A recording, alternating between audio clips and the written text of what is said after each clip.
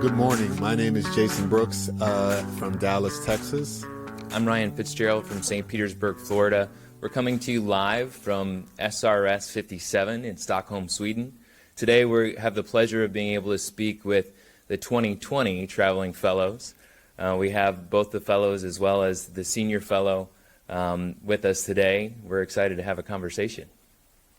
Excellent. So first off, we would love for you all to introduce yourselves, where you're from, and then we'll find out a little bit more about your experience over these last couple of weeks. I'll go ahead first. Okay.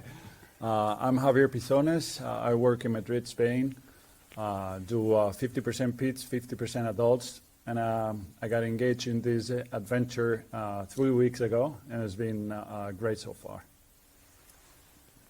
I'm René Kastelein from Utrecht, the Netherlands, and we've been traveling together for the past couple of weeks, and I'm sure we'll get to talk about that a little bit more.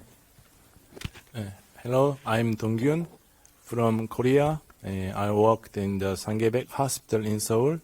I'm very happy to travel with our godfather René and Javier, and it's good for travel.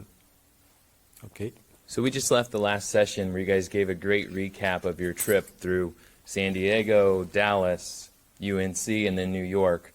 Really the purpose of this, we're hoping to hear a little bit more about the process beforehand. How did you go through becoming a traveling fellow, and can you tell us a little bit more about that experience? Sure. Happy to do it. Thanks, Brian. Yeah, I applied for the first time, I think it was like 6 or 8 years ago. I don't know, because it's different for international. National is even and odd years. And first time I applied, I could not do it through. Second time I did not apply, and I applied at the end. I was almost 44 for that time, and you have to apply under the age of 45. But we persistent, I think I made it, and so happy I could. I also applied 3 times for like Javier, because at first time I have not enough the careers, and I didn't give up, and I tried 2-3 times, and in the last time is I have nearly 45, so it's deadline. So fortunately I have opportunity, and so if you have, I think if you try to again, not give up. Okay? Yeah. So it sounds like to me that I shouldn't wait till I'm 44 years old to start applying. I should probably give myself about a 5-year buffer just in case. Okay, excellent. That's a very common theme that I've heard among traveling fellows as well. I think currently the cutoff is 45. There is some discussion at higher levels that they may extend that to a later age, so keep your eyes peeled for that. Awesome. Dr. Kastelein, you were above 45 when they asked you to be the senior traveling fellow. And so what do you think of the criteria that they choose the senior traveling fellow? And I guess what thoughts do you have to give to other more senior surgeons who might one day be tapped to be the senior traveling fellow? Well, you're right, Jason. I'm a little bit above 45. And actually, I never applied for anything. They just sort of assigned me to it, I guess. And I remember that when I was asked to do this, I really had to think about whether I wanted to be away from home and do all the traveling. And I'm so absolutely happy that I decided. I discussed with my wife. We both really spent some time on it. And we both actually decided that I should do it. I'm very happy that I did. This is an amazing experience, and I would not have wanted to miss it. And it's been a way to get to know people that I didn't know yet, to get to know people better that I already knew, and made a lot of friends along the way. And also with my 2 buddies next to me, we became very close, which will probably have an impact for the rest of our lives, I guess. And just the experience of being on the road, but also being with all these great colleagues and friends by now that we met along the way is a life-changing event, I would say. I'm very excited about all the things we saw, both scientifically, all the presentations that we did and heard and had, but also the practical things in the OR, seeing how people do things, but also the equipments used and those kind of things were very enlightening. But maybe most important, the talking to the people, the social element, the discussions after the case, but also the discussions in the evenings, were, you know, just one continuous ride with only highlights, basically. So I guess that's more or less my answer, and it's been a wonderful experience. I would certainly encourage anyone who gets a chance to do that to really take it very seriously. And my suggestion would be do it, because you'll probably not get a second chance, and it's a great experience. And we want to thank all the people that have made this possible. We want to thank them very much for enabling this and allowing us to do that. Excellent. You know, this is the Scoliosis Research Society, and I think a lot of people might view a traveling fellowship as a lot of traveling, a lot of sightseeing, but I do want to ask kind of for the traveling fellows, how important was the research aspect of things? Like, did you feel like you had to have a certain threshold of papers in order to kind of be accepted to be a traveling fellow? Just explain to those who might be thinking about doing a traveling fellowship one day, how important the research side of things was.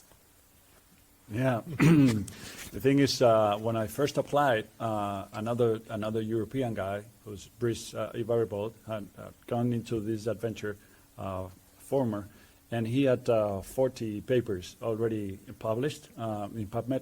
So I wanted to get to that 40, you know, I wanted to get to that 40, and I pushed hard, and I did that 40. And nowadays the rules have changed, and you don't have to present the 40. You just have to present I think it's the last 5 years, but. For sure, CV is very important. Letters of recommendation is very important too, and you have to find good godfathers for that too. Yes, good question. I think that the paper is a research paper is important, but it is the most important thing is we have the both research and the CV and as well as recommended letters. So I think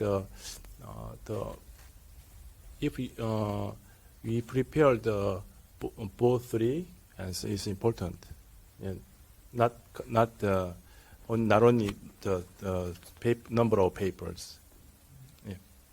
Yeah, so mentorship obviously is a huge part of the Scoliosis Research Society, and I think to encourage those out there that are watching this thinking about doing that, if you don't have a local mentor, this is certainly a society in which you can walk up to people in the hall, introduce yourself, and find mentors that way just by interaction at the annual meeting or other meetings throughout the year. All right. Well, thank you all for joining us today. I appreciate you all for giving us your input on your experience, and thank you for it all.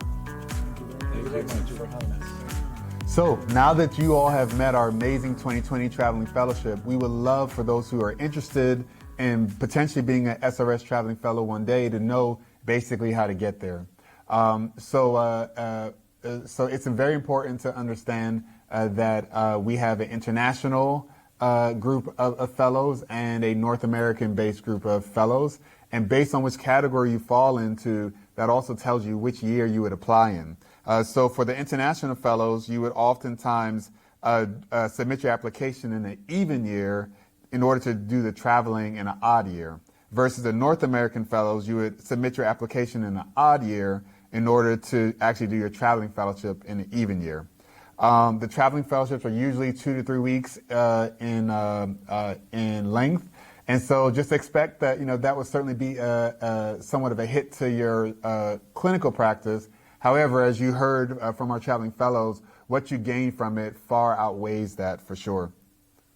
You do need to be an active or candidate member in good standing with the SRS in order to actually apply for the traveling fellowship.